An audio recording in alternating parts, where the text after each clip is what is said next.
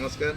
आज आम गोटे नुआ जगह आसे बुलवाक जोटा कि श्री अनंत बाबा आश्रम बहुत पुराना आश्रम यहाँ।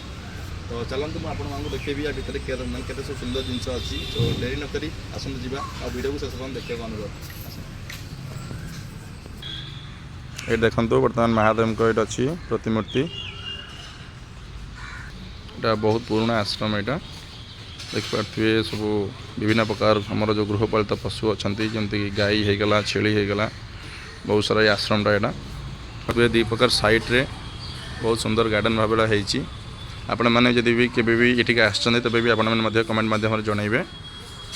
आगु को बहुत सुंदर जिनस अच्छी। सो वीडियो को शेष जाए देखा अनुरोध। वीडियो को शेष जाए देखले ही आप जानीपर। देखो केमती शिवंकर जो शिवलिंग रखाई देखिए तो केते मात्रा शिवलिंग अच्छी। तो मुनि ऋषि मान प्रतिमूर्ति ये स्थापन होती देखो। ये गणेश ठाकुर अच्छा देखो आपण मैंने बर्तमान महादेव का दर्शन करूँ केते सुंदर भाव होती देखिपे। मंदिर को देखिकी बहुत सुंदर लगुच। मंदिर जो कारुकार्य होती माने बहुत सुंदर लगुच। जहाँ हो भुवनेश्वर भी पाखआखरे एमती मंदिर थिला आश्रम आम तो बहुत शुणिकी आसलु देखिपे केते मात्रा ये शिव जो शिवलिंग रखाई। यहाँ देखो यहाँ गोटे ऊपर माँ बसुँच ये भी देखो केते मात्रा शिवलिंग रखाई। ये सब हूँ जो मानसिक जो मान करते सब देती देखो ये माँ गौतम चंडी अच्छा। बर्तमान आप देखो केते सुंदर भाव में मंदिर कारुकार्य होती माने देखिले मन लगे जाऊँगी। अत्यंत सुंदर भाव में कारुकार्य होती। कथार अच्छी जो आम मंदिर के भगवान को दर्शन करता अत्यंत शांति मिलता है। सतरे एठिक आसिक बहुत शांति मत मिली। बहुत सुंदर भाव कारुकार्य होती। मंदिर जमी कार्य होती देखिक तो मैंने पेट पूरीगला। भावी नी जे आमर भुवनेश्वर खंडगिरी अंचल एमती सुंदर मंदिर थी बोली। वाह बहुत सुंदर। यहाँ श्री काशी विश्वनाथ मंदिर यहाँ महादेव ये अच्छा। हर हर महादेव ओम नमः शिवाय। देखो केते मात्रा शिवलिंग रखाई सब। चलते देखा आमर अच्छा हनुमान जी अच्छा वीर बजरंग बाली दर्शन आपण मान करेबी। देखो ये आमर वीर बजरंग बाली अच्छा हनुमान जी। देखो आमर जिते जो युद्ध हुए राजा महाराजा मानकर जो सारथी थे श्रीकृष्ण बस देखो रथ उपर ये यज्ञ हुए आश्रम रे। तो आपण मानू ये यज्ञ चारिपट बुलेक देखेबी। मंदिर कारुकार्य देखिए आपण मैंने निश्चित भाव जापर कि यहाँ बहुत गोटे प्रसिद्ध मंदिर गोटे आश्रम गोटे देखो ये यज्ञ हुए।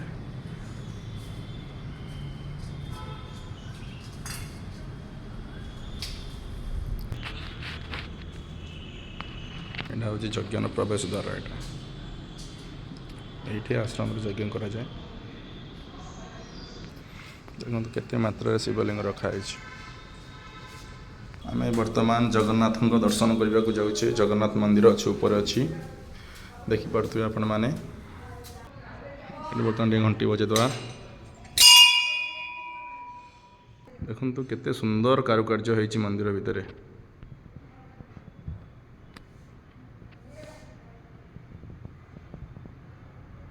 वाह बहुत सुंदर है कारुकार्य। मुझे भावी नी या भितर भी एत सुंदर हो जेहेतु बहुत सुंदर कारुकार्य होता से भाविली गोटे वीडियो मध्यम आपण मानक देखेबी बोली। देखो तले केमती झोटी पड़ी बहुत सुंदर। ये झोटीटा एक्चुअली परमानेंट बोधे शायद आम जो टाइल जो झोटी है बोधे क्या यहाँ जो चिता चाउल चितार नुह यहाँ।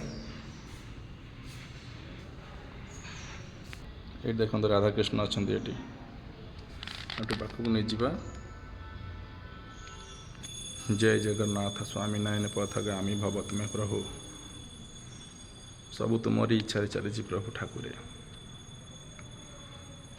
देखो केते सुंदर भाव में आमर जगन्नाथ सिंहासन को देखिपे आपण मैंने केते सुंदर भाव होती। सतरे मन लखी जाऊँगी ये सब जो मंदिर कारुकार्य देखिकी। जीवा भितर देखा मोर देवी माँ मंदिर। देखो ये देवी माँ अच्छा देखो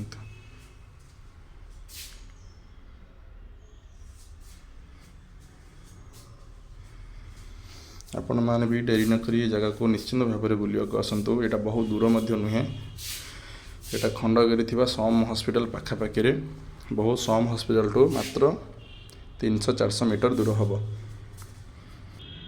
ये आमर देवी माँ अच्छा देखु, आपण मैंने भी डेरी नक शीघ्र आसतु। लोकेशनटा भी मुझे जनईदेवी।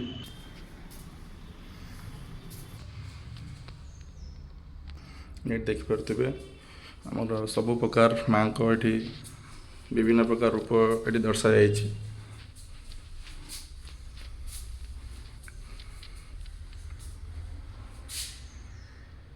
देखिए आश्रम पाखे सुंदर भाव हो। सो चलते देखा जन पूजारी पचार केमती मंदिर आश्रम पुराना केमती होता किए चलते देखा टोकन आश्रमटा के देखिलु। बर्तमान समस्त तो ये बर्तमान कार्य व्यस्त अच्छी पूजा चली, तेणुक समय भी ना। आउ के आपण देखी मंदिर किए प्रतिष्ठा करते केवे तार जी अनंत आश्रम जी अनंत बाबा जी मुझे दर्शन करेबी। आउ केमती लगला वीडियो आपण मैंने भी डेरी नक शीघ्र आसतु। बहुत पाखे यहाँ सम हॉस्पिटल मात्र 300-400 मीटर दूर अच्छी जहाँ सामपुर या जगार ना। आपण मैंने डेरी नक आस दर्शन करूँ। जो मैंने ये आसमें कमेंट मध्यम जनातु है तो।